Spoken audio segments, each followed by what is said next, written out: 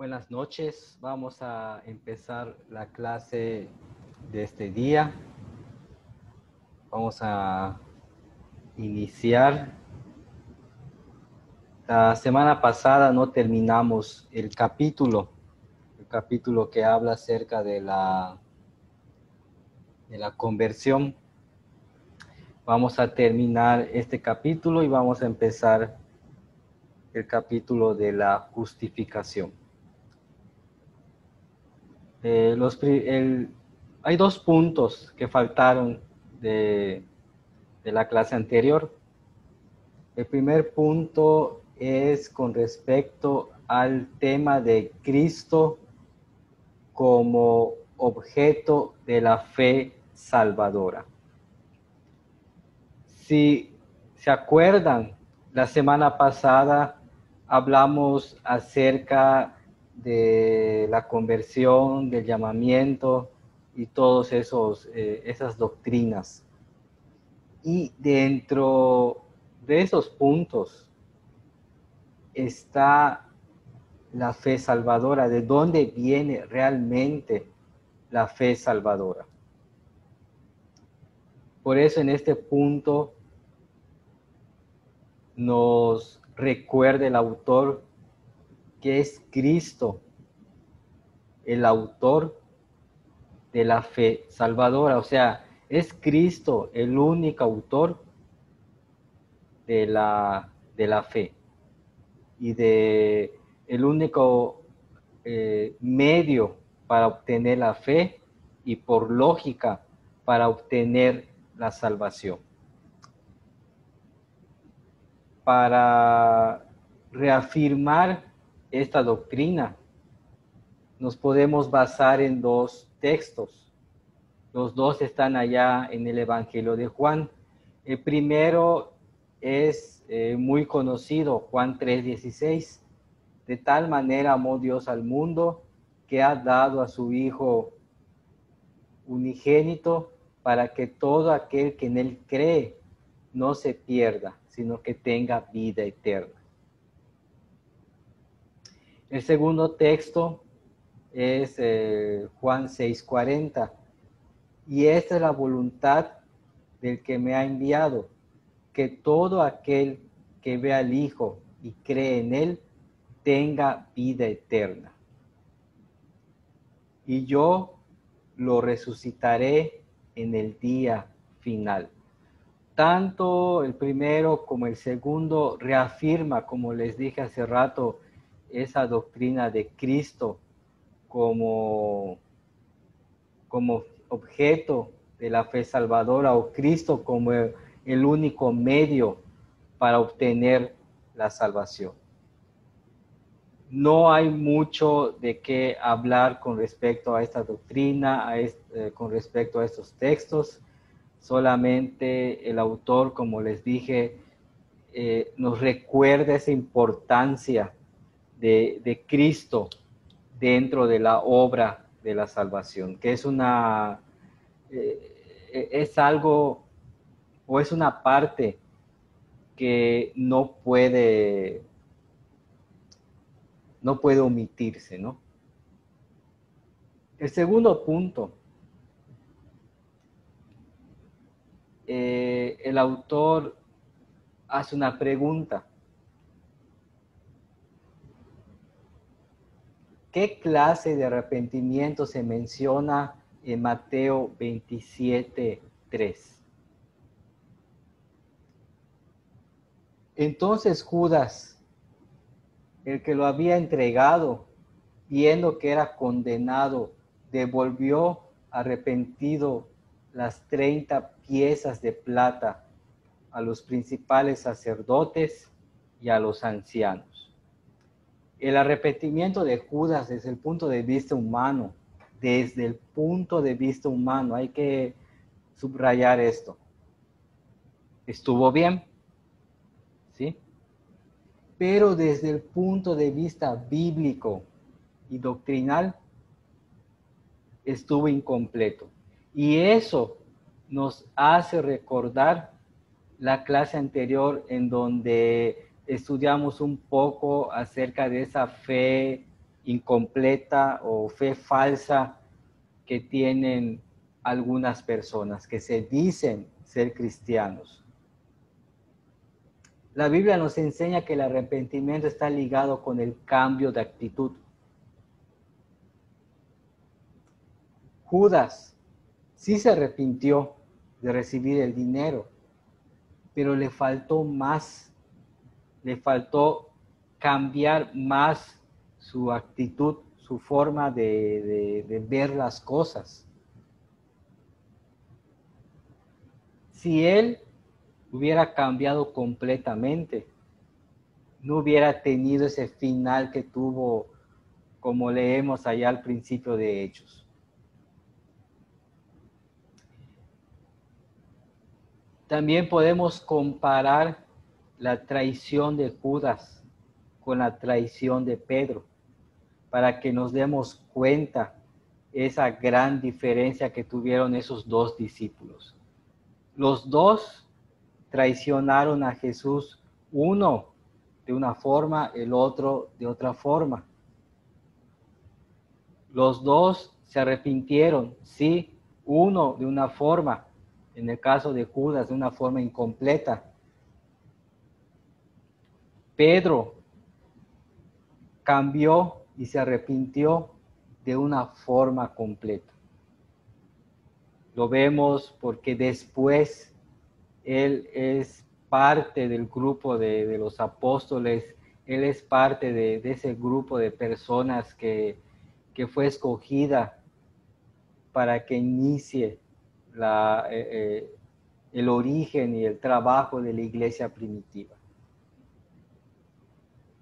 Si Pedro se fue nombrado como apóstol, quiere decir que cambió su actitud. Nada va a poder quitarle, o nada pudo quitarle su pasado, ¿no? Ese pasado oscuro en ese momento, cuando Jesús estaba ya encarcelado y él lo traicionó diciendo no lo conozco. Eso no, jamás tal vez se lo pudo quitar Pedro de su vida, pero eso no lo limitó a tener un arrepentimiento verdadero. Entonces,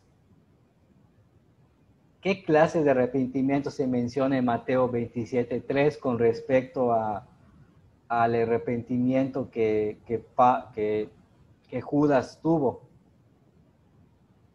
¿Qué tipo de arrepentimiento es? Fue un tipo temporal o incompleto. Recordando, les vuelvo a repetir, el tema de la semana anterior de la fe temporal y verdadera.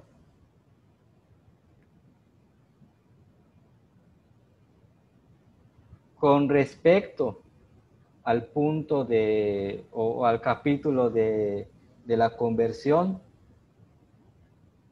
ya estuvo, ya terminamos. Ahora vamos a estudiar otro capítulo. Por cuestiones de tiempo de la plataforma, nada más nos podemos tener la clase de 40 minutos.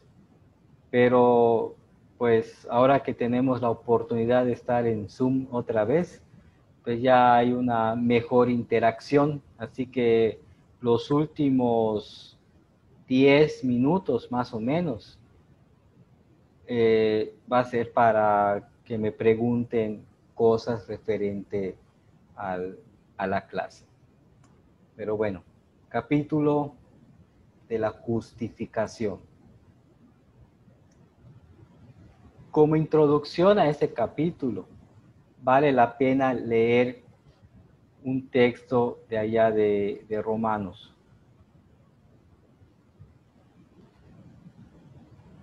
De Romanos 3:24. Y son justificados gratuitamente por su gracia, mediante la redención que es en Cristo Jesús. Lo voy a volver a repetir. Y son justificados gratuitamente por su gracia, mediante la redención que es en Cristo Jesús.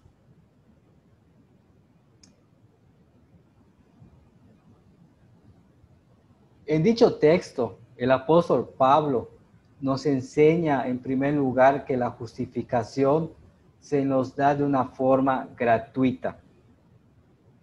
De ahí entra la gracia, ¿no? La gracia de Dios, la gracia de darnos la salvación. Y en segundo lugar, nos enseña que la justificación se da por medio de la obra de Cristo en nosotros. Dos cosas para reafirmar esta introducción con respecto a la justificación. La justificación es gratis y es por medio de la obra de Cristo en nuestras vidas. Y estas dos enseñanzas las debemos de siempre tomar en cuenta a la hora de estudiar esta doctrina de la justificación. Después está el punto de la justificación es por fe y no por obras. Concluimos, pues, que el hombre es justificado por la fe sin las obras de la ley. Romanos 3:28. Si quieres saber mucho de la justificación y doctrinas que tienen que ver con esta doctrina, el libro de Romanos es una buena guía para empezar. Por eso ya nombré dos textos de Romanos.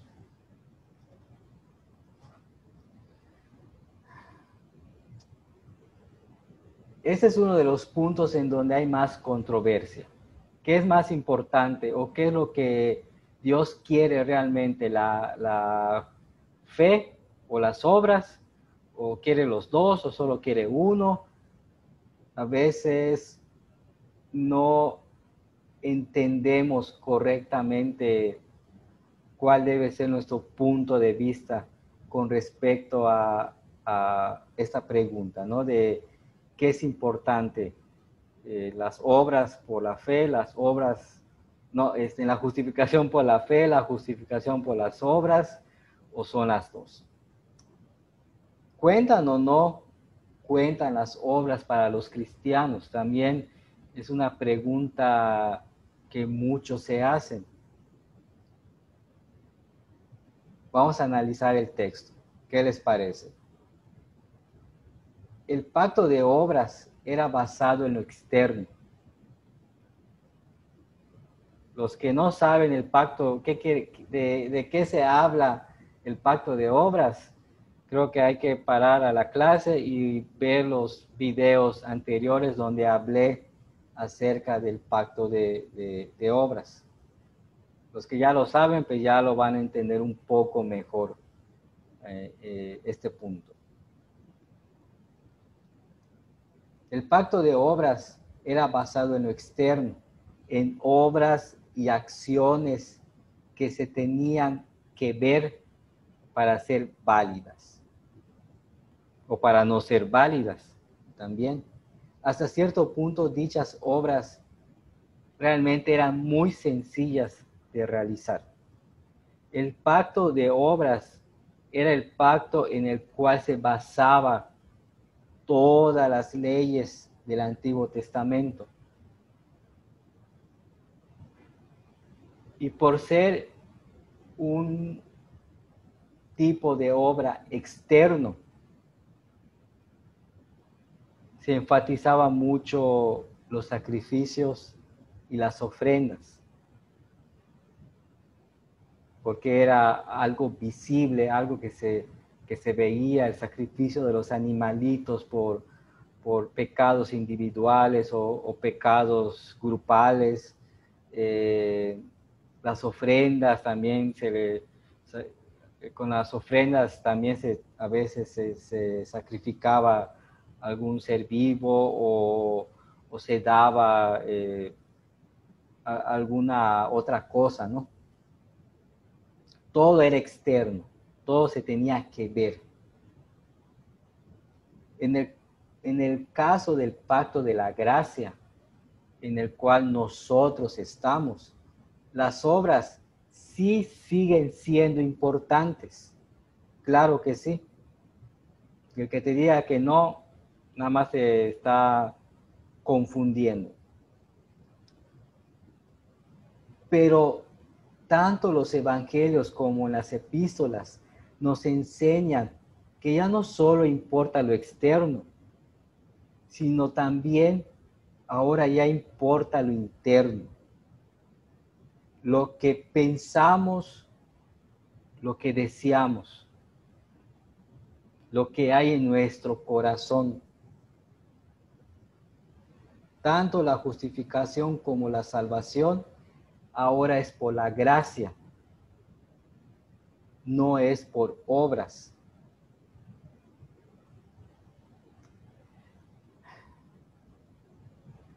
Si uno ya leyó Mateo 5, ese largo discurso que Jesús da a su audiencia en ese momento, nos enseña esa diferencia. Porque en esa parte de Mateo, siempre está dividida en varias partes o subtemas, y cada subtema dice, empieza así: oíste que fue dicho a los profetas, y dice una ley Jesús. Luego de mencionar esa ley de Moisés, esa ley antigua, y medio explicarlo, él dice: mas yo digo, o yo les digo tal cosa. No es que Jesús cambie la ley, él mismo lo explicó. Él no vino a cambiar esa ley, sino a perfeccionarla. Por eso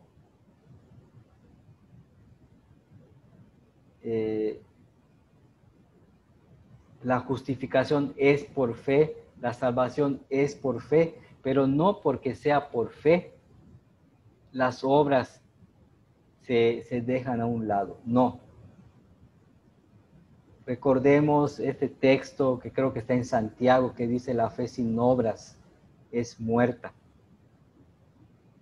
Nos está dando a entender que a pesar de que somos salvos por la gracia y de que ya no necesitamos hacer sacrificios, ofrendas y todo eso, nuestra actitud importa y mucho a la hora de mostrarnos como cristianos. Por eso la importancia de las obras.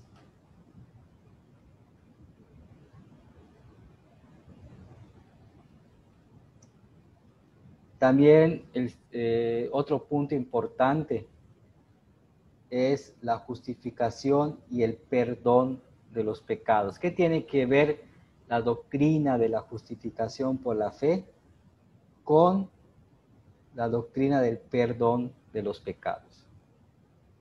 Para eso nos podemos basar en un texto que está ya en el Salmo 32, en los primeros 2 versículos.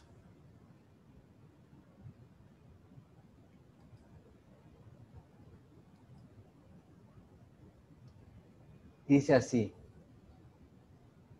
bienaventurado aquel cuya transgresión ha sido perdonada y cubierto su pecado. Bienaventurado el hombre a quien Jehová no culpa de iniquidad y en cuyo espíritu no hay engaño. Dentro de la doctrina de la justificación está un punto muy importante, que es el perdón de los pecados. O sea, sí tiene que ver la justificación con el perdón de los pecados.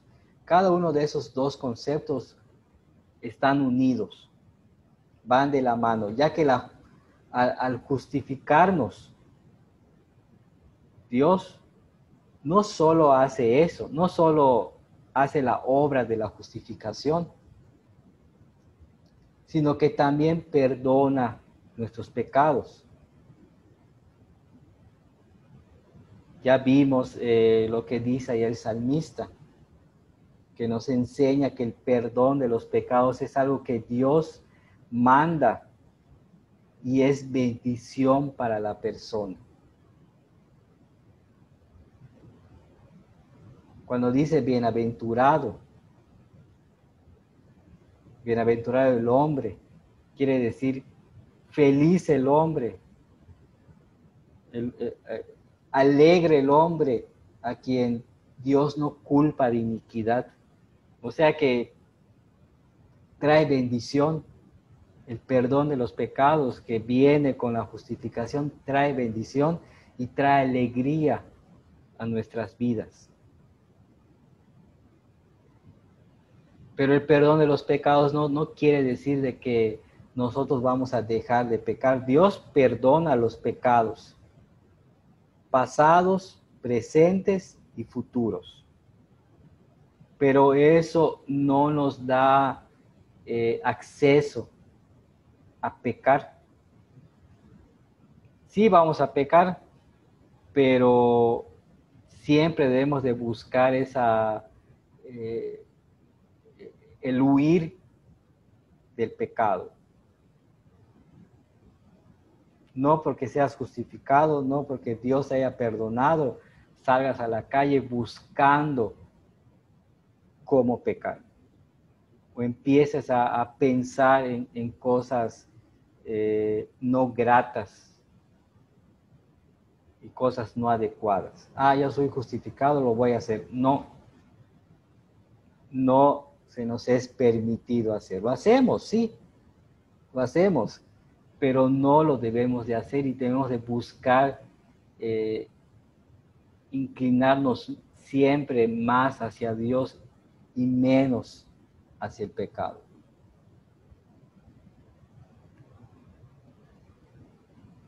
La adopción de hijos, herederos de la vida eterna.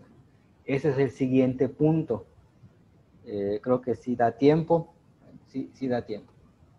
Dentro de la justificación también está, lo pone el autor, este punto, ¿no? De la adopción de los hijos de Dios. O sea, la adopción que Dios otorga a nosotros. Dos textos. Todavía hay tiempo.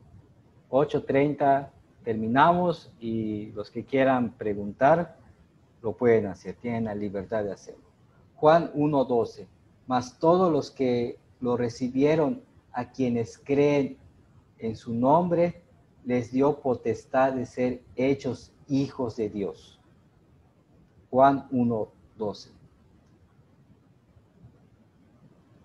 Gálatas 4:4-5 dice así. Pero cuando vino el cumplimiento del tiempo, Dios envió a su Hijo, nacido de mujer y nacido bajo la ley, para redimir a los que estaban bajo la ley, a fin de que recibiéramos la adopción de los hijos. El primer texto, el de Juan, nos enseña que una de las promesas o recompensas de recibir a Jesús como Salvador es que Dios nos adopta como hijos suyos. Eso nos da a entender que antes de ser adoptados éramos hijos de Satanás o huérfanos sin salvación. Allá Pablo en Gálatas, en el segundo texto, agrega algunas otras cosas. El nacimiento virginal y excepcional de Jesús, Él lo menciona allá. Y todo eso es parte de la justificación y de la adopción. En otras palabras, nosotros fuimos adoptados, somos adoptados por Dios porque antes éramos huérfanos. O como dice acá mis apuntes, hijos del diablo. Se escucha feo, pero es la verdad. ¿Sí?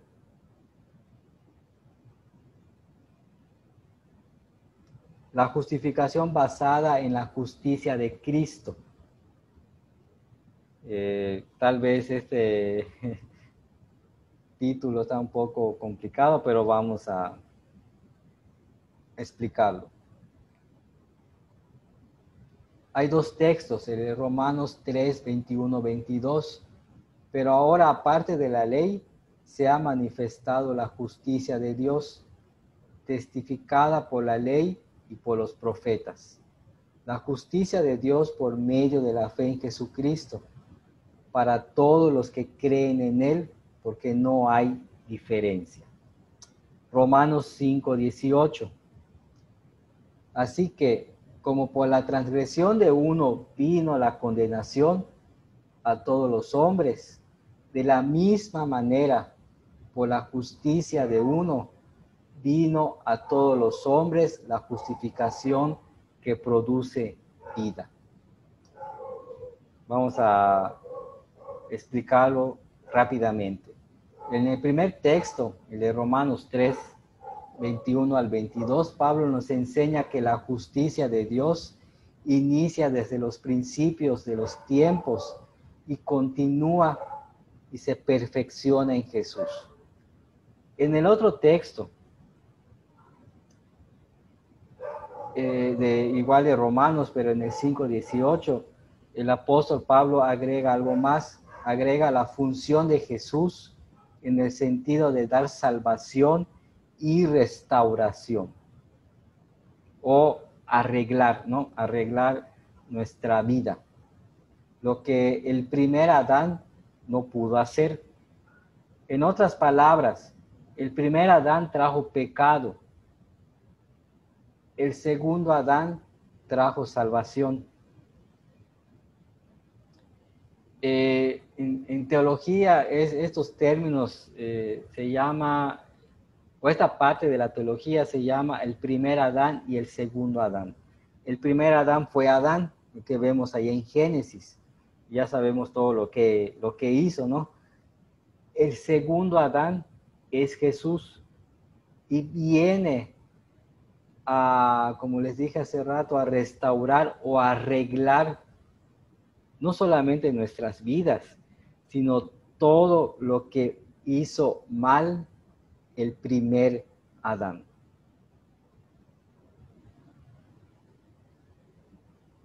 El primer Adán, por él, nacemos con pecado. En segundo Adán, por él, obtenemos la salvación. ¿Sí? Así que acá en Romanos 5, Pablo, es muy interesante que lo lean, ¿no? Todo Romanos 5. Da esa comparación entre Adán y Jesús. Y uno por uno da los puntos malos que hizo Adán y lo compara con los puntos buenos o con la obra buena que hizo Jesús. Bueno, son las 8:28.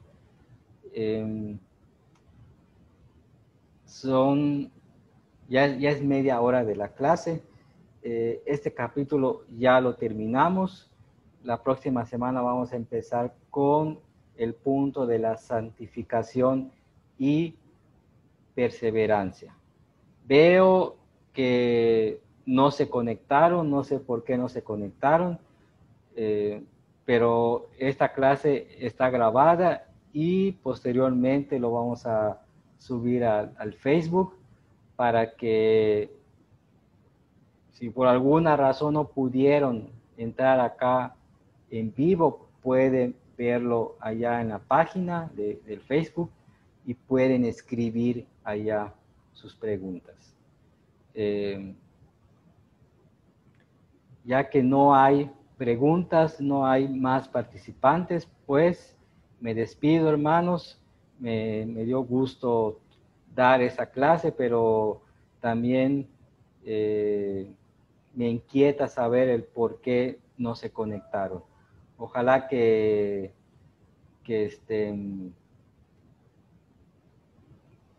se puedan conectar la próxima semana. Dios les bendiga y que pasen buenas noches.